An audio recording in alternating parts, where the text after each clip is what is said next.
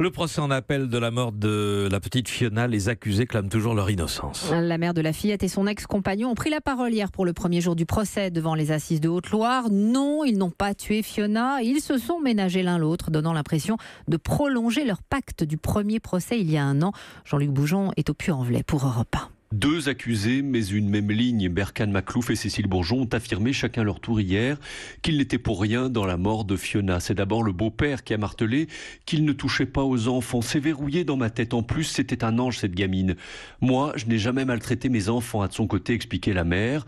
Avec son décès, j'ai pris perpétuité car je ne la reverrai jamais. Mais, ajoute-t-elle, si Berkane l'avait frappée, je l'aurais quittée sur le champ.